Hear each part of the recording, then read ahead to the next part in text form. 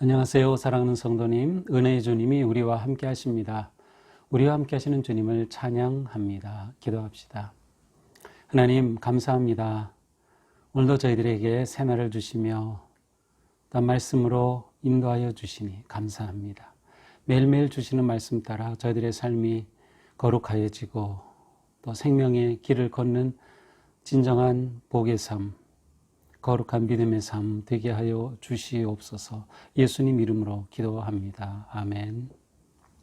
네, 오늘 말씀은 잠언 10장 18절에서 32절입니다.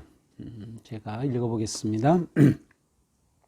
오늘 본문도 들으실 때 대꾸법으로 되어 있습니다. 그래서 특별히 오늘 본문에서는 의인과 악인을 주로 이렇게 언급하면서 서로 대조를 이루는 그러한 대꾸법을 사용하고 있습니다.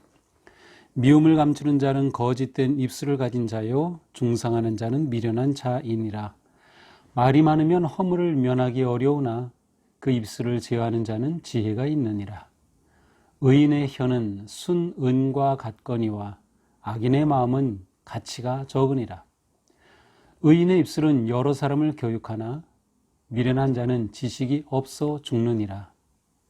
여호와께서 주시는 복은 사람을 부하게 하고 근심을 겸하여 주지 아니하시느니라. 미련한 자는 악으로 낙을 삼는 것 같이 명철한 자는 지혜로 낙을 삼느니라. 악인에게는 그의 두려워하는 것이 임하거니와 의인은 그 원하는 것이 이루어지느니라.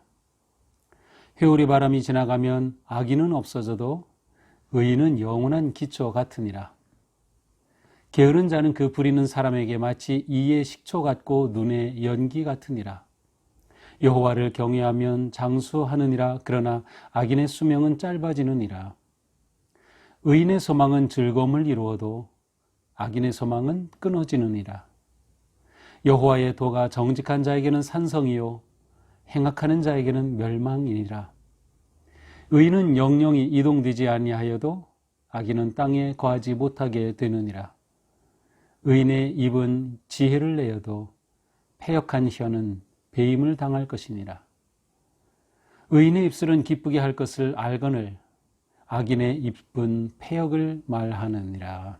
아멘. 자, 지금 들으신 것처럼 이제 오늘 이 말씀에서는 대꾸법이 아주 분명하게 드러납니다. 특별히 의인과 악인이라고 하는 개념을 가장 많이 사용하면서 어떻게 서로 대조를 이루는지를 보여주고 있습니다. 이렇게 해서 악인의 길과 의인의 길의 차이점, 그리고 그 결과가 어떠한지, 악인의 길과 의인의 길이 어떻게 다른지를 분명하게 드러내고 있습니다. 자, 전체적으로 볼 때 오늘 말씀에서는 특별히 언어 생활에 관해 말씀하고 있는데요. 의인의 길과 악인의 길이 언어 생활에서 차이가 난다는 것입니다. 어떤 차이가 납니까? 의인의 길은 어떻습니까? 언어 생활에 있어서 그 입술을 제어하는 자는 지혜가 있다. 자, 자신의 말을 통제할 줄 압니다. 제어하는 거죠. 마치 그 시편의 말씀처럼 여호와여 내 입에 경비병을 세우시고 내 입술에 문을 지키소서라고 한 것처럼 정말로 입에 경비병을 세운 사람입니다. 또한 의인의 언어 생활은 순은과 같다. 그것은 아주 정련되고 연단된, 단련된 것처럼 그 사용하는 말이 아주 순수하고 정말 정갈한 말을 합니다. 또한 의인의 입술은 여러 사람을 교육하나 의인의 입에서 나오는 말에는 언제나 교훈이 담겨 있어요. 무엇인가 배울 만한 게 있고 귀를 기울일 만한 가치가 있는 말을 하는 것이죠. 또한 의인의 언어 생활은 어떻습니까? 31절 의인의 입은 지혜를 내어도, 자, 의인의 입은 지혜로운 언어를 말하는 입입니다. 32절 의인의 입술은 기쁘게 할 것을 알거늘, 자, 의인의 언어는 어떻게 말할 때 기쁨이 되는지를 알고 있어요. 기쁨의 셈이 되는 것이죠. 자, 악인의 언어 생활은 어떠할까요? 이와 정반대입니다. 악인의 언어 생활은 허물이 많습니다. 1절 허물이 많으면 말이 많으면 허물을 면하기 어려우나 자꾸 말이 많아요. 허풍을 떠는 게 많은 거죠.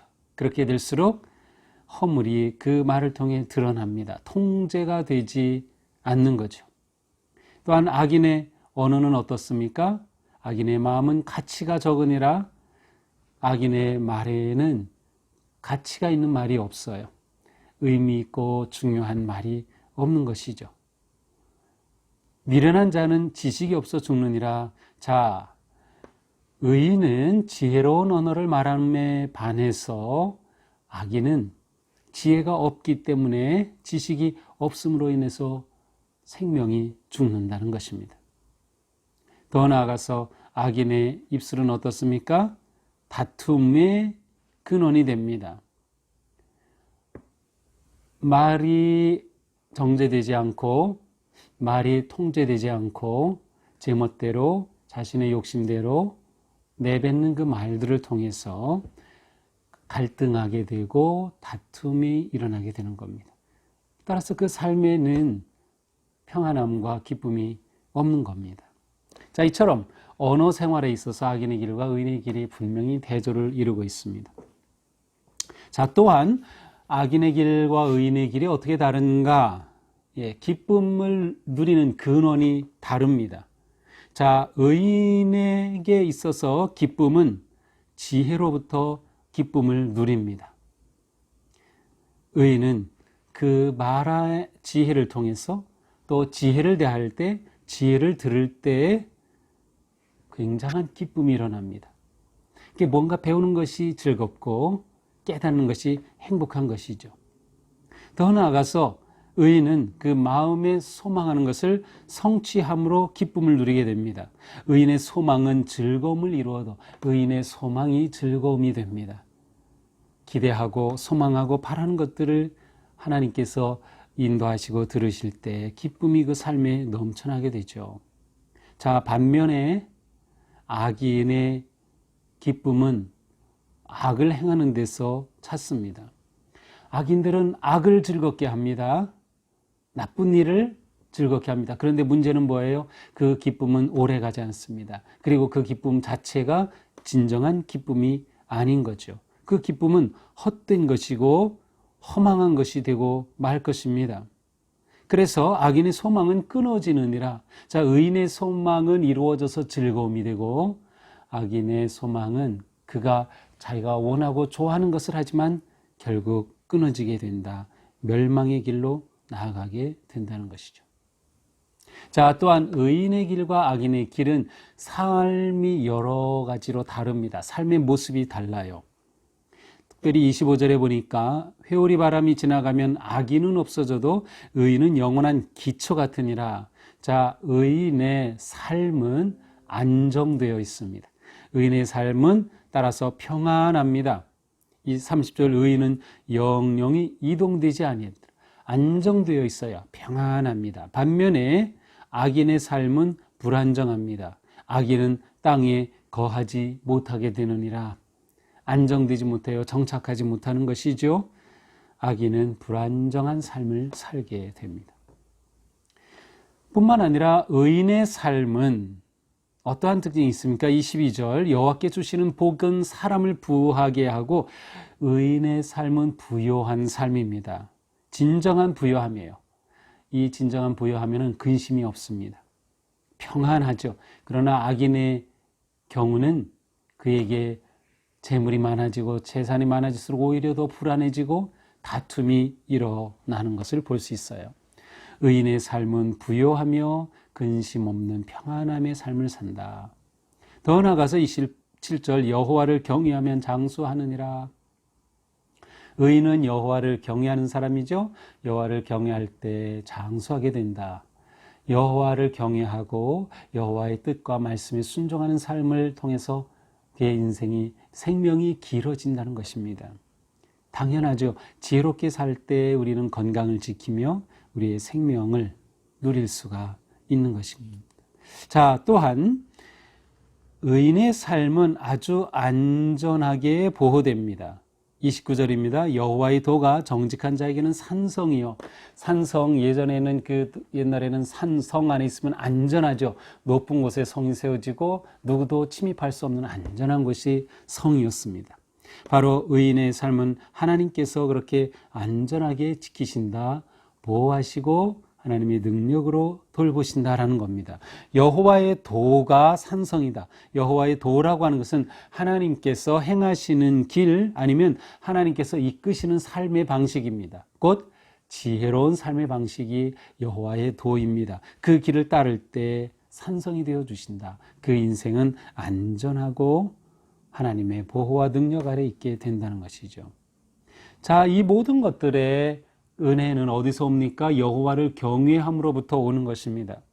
여호와를 경외함이 지혜의 근본이다, 지식의 근본이다 라고 하는 그 말씀 우리 기억나나요? 그렇습니다. 여호와를 경외할 때 그 인생은 지혜로운 인생이 되고, 지혜로운 인생은 악한 인생과 다르다.